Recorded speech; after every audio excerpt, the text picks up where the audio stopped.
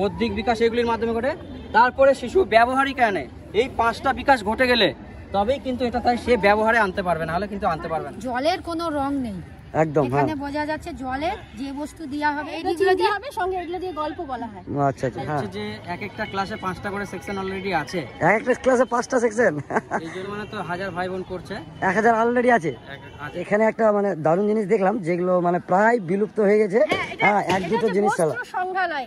আমাদের 12টি আয়ামের মধ্যে একটি আয়াম বস্ত্র সংগ্রহালয়। আপনারা এই জিনিসটা চিনতে পারছেন কিনা জানি না। কিভাবে ও মন কতটা ভালো আছে, আজকে পরীক্ষা দিতে এসে কিনা, পরীক্ষা দেওয়ার জন্য শিশুর মন কতটা প্রস্তুত আছে।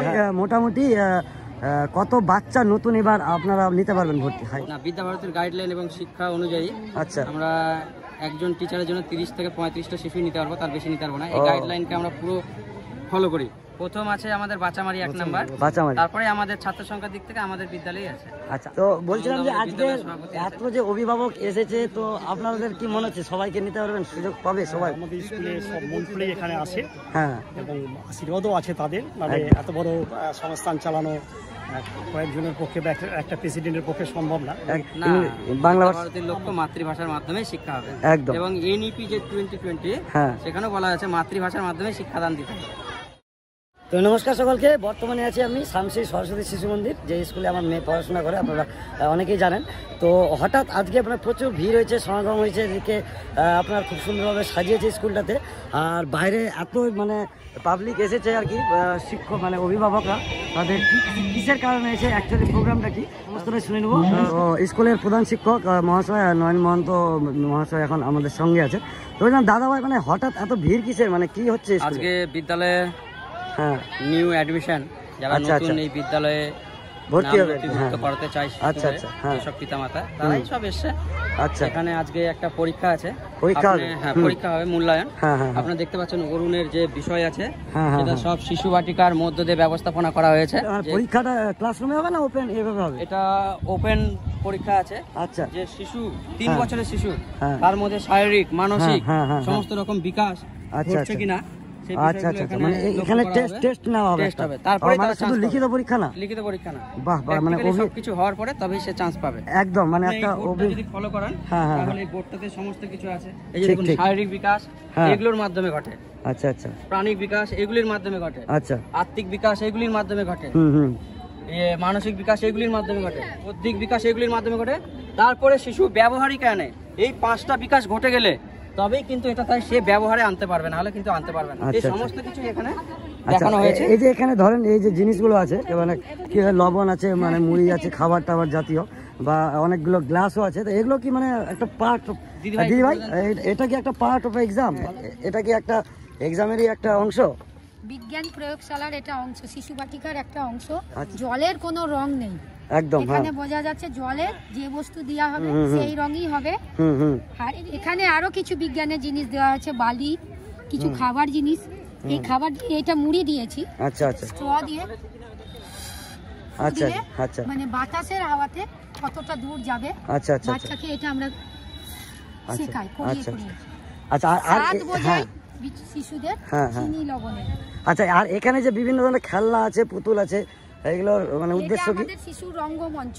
আচ্ছা, রঙ্গমঞ্চে আমরা প্রদর্শনী দেখাই ছায়াচিত্রের মাধ্যমে। মানে ঘর অন্ধকারে রঙে শিশুর রঙ্গমঞ্চে দেখানো হয়। বিভিন্ন ধরনের পশু রেখেছি। আচ্ছা আচ্ছা আচ্ছা আচ্ছা, এগুলো শিশুদের চিনতে হবে, এগুলো দিয়ে হবে, সঙ্গে এগুলো দিয়ে গল্প বলা হয়। আচ্ছা আচ্ছা, কাক কলসির গল্প, এই গল্পগুলো বলা হয়। আর হ্যাঁ, আচ্ছা, এই চিত্র পুস্তকের মাধ্যমে কি হয়, এই চিত্র পুস্তকগুলো বিভিন্ন থাকে, ফলের থাকে, ফুলের থাকে, পশুর থাকে, পাখির থাকে। এগুলো শিশুদের দ্বারাই বানানো। আচ্ছা, আমরা ইয়ে করে নিই। আচ্ছা, এগুলো তো বিভিন্ন জিওমেট্রিক্যাল বা জ্যামিতিক সব বিষয় আছে। হ্যাঁ হ্যাঁ।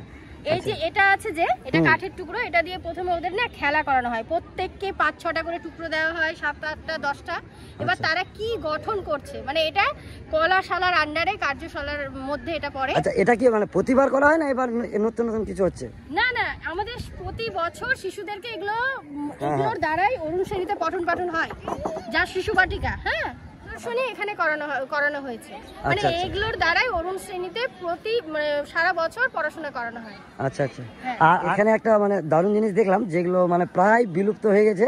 হ্যাঁ, এক দুটো জিনিস চালা। বস্ত্র সংগ্রহালয়। আচ্ছা, আমাদের আচ্ছা। 12টি আয়ামের মধ্যে একটি আয়াম বস্ত্র সংগ্রহালয়। আপনারা এই জিনিসটা চিনতে পারছেন কিনা জানি না, আমরা দেখেছি যেহেতু আমাদের গ্রামের। হ্যাঁ শিশুদের দেখানো হয়। হ্যাঁ, গ্রামের মানে পুরোনো আগে জিনিসগুলো লণ্ঠন। আগে যে মানে পাট থেকে যে দড়ি পাকাতো সেটাই হচ্ছে এটা। এটা তো এগুলো তো আশা করি আপনারা বুঝতেই পারছেন। আচ্ছা, আর এখানে হ্যাঁ এখানে কিছু এখানে হচ্ছে বন্য পশু আর গৃহপালিত পশুর পরিচয় দেব আমরা। আচ্ছা আচ্ছা এটা অরুণ শ্রেণীর একটি আয়াম, এটাকে পশুশালা বলা হয়। আচ্ছা আচ্ছা আচ্ছা। এরপরে এখানে কিছু মানে বাচ্চাদের খেলাধুলার ব্যাপারে দাদাভাইকে আমি এখন পেয়ে গেছি, বিপুল দাকে। তো বলছিলাম দাদাভাই মানে এই যে বাচ্চাদের এগুলো কি আছে মানে ব্যাপারটা একটু বলতেন। বাচ্চাদের হচ্ছে আমাদের 12টি বিকাশ আছে কিনা, 12টি বিকাশের মধ্যে একটা বিকাশের নাম হচ্ছে ক্রিয়াঙ্গন। আচ্ছা, এই ক্রিয়াঙ্গনের মাধ্যমে আমরা শিশুদের মানে খেলাধুলার মাধ্যমে আমরা বুঝবো শিশুর শরীর কতটা সুস্থ আছে একদম। তার মধ্যে শিশুদেরকে এখানে আমার মোটামুটি 6টা আয়াম আমার করা হয়েছে। আচ্ছা, 6টা 7 মানে যেমনটা মানে পাইপগুলো আছে ওগুলো তাহলে কি লাফাতে হবে? আর এগুলো তো শিশুদের এটা ধরবো কি শিশুদের হাত পা কতটা সচল আছে, চলাচল করতে পারে এই গাড়ির মাধ্যমে। আমাদের ঘোড়া গাড়ি বা গাড়ি রয়েছে। হ্যাঁ হ্যাঁ হ্যাঁ। তারপরে রয়েছে আমাদের কি এটা রয়েছে আমাদের স্লিপার। আচ্ছা আচ্ছা। শিশুকে আমরা কিভাবে ও মন কতটা ভালো আছে, আজকে পরীক্ষা দিতে এসে কিনা পরীক্ষা দেওয়ার জন্য শিশুর মন কতটা প্রস্তুত আছে। হ্যাঁ একদম। তাহলে সে এই স্লিপারে উঠে আরামে। আর দৌড়ানোর ক্ষেত্রে শিশুর কতটা মাইন্ড কতটা অ্যাক্টিভিটি আছে যে এই বলটা দিয়ে আমাদের এই গোল একটা গোল পোস্ট করা হয়েছে, পোস্টের মাধ্যমে যেন।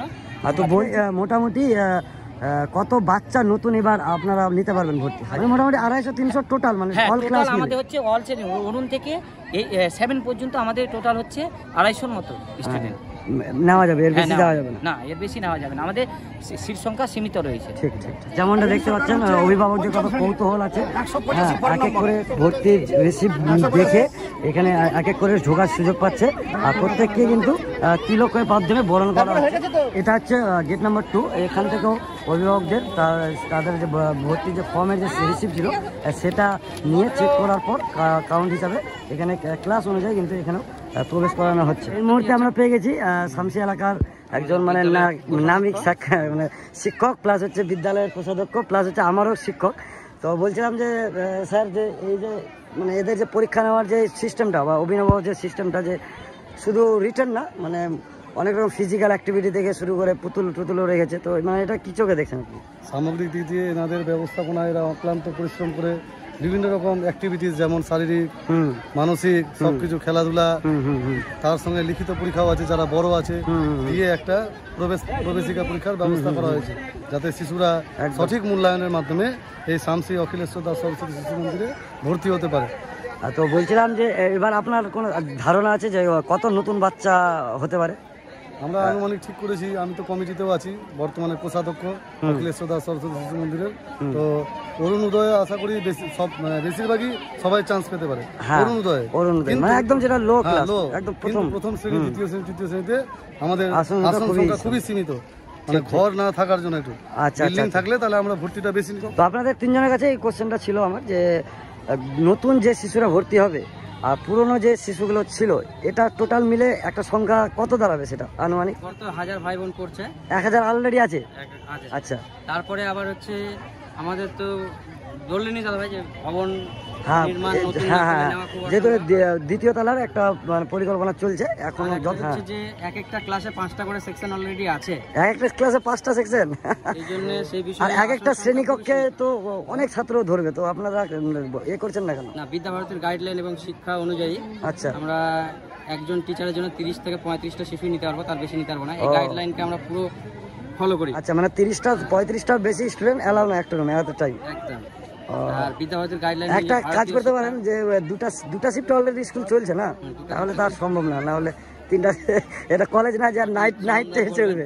হ্যাঁ, তো বলছিলাম যে আজকে এত যে অভিভাবক এসেছে, তো আপনাদের কি মনে হচ্ছে সবাইকে নিতে পারবেন, সুযোগ পাবে সবাই? আমাদের স্কুলে সব মন্ত্রী এখানে আছে, হ্যাঁ, এবং আশীর্বাদও আছে তাদের, মানে এত বড় সংস্থান চালানো কয়েকজনের পক্ষে বা একটা প্রেসিডেন্টের পক্ষে সম্ভব না।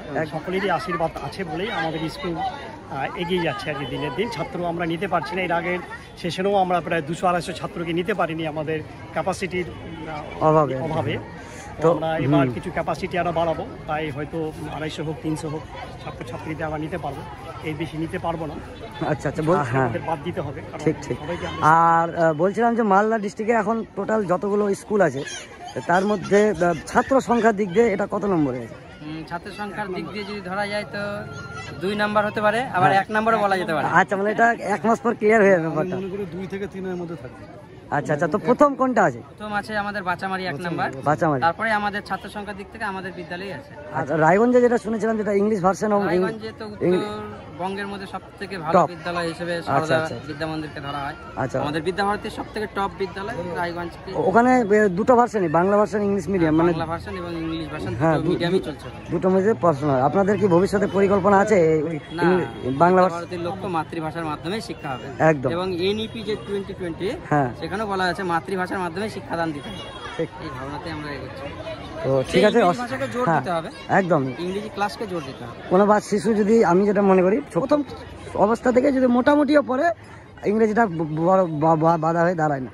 তো যাক, খুব ভালো লাগলো, অসংখ্য ধন্যবাদ একটু সকলকে। আমি আগ্রহ করবো আপনার কাছে, অভিভাবকরা কেন এই বিদ্যালয়ে ভর্তি করাচ্ছে, যদি কিছু ইন্টারভিউ নিতেন তাহলে ভালো হতো, আচ্ছা, তো তাদের ভাবনাটা আমি পেতাম। একদম। তো অসংখ্য ধন্যবাদ সকলকে যারা ভিডিওটা শেষ অবধি দেখেন। আপনারা সমস্ত ব্যাপারটা শুনলেন, কত স্টুডেন্ট আছে, কীভাবে পরীক্ষার যে পদ্ধতিগুলো সেটা ঠিক কীরকম হয়, আর কীভাবে ভর্তির নিয়মকানুন আপনারা মোটামুটি হয়তো ধারণা পেলেন, আর কীরকম স্কুলটা চলছে সেটাও সম্বন্ধে আপনারা আশা করি অনেকটাই পরিষ্কার হয়ে গেল আপনাদের ধারণাটা। যা আজকে ভিডিও এতটুকু রাখছি, দেখা হচ্ছে পরবর্তী video. Thank you, tata, bye by.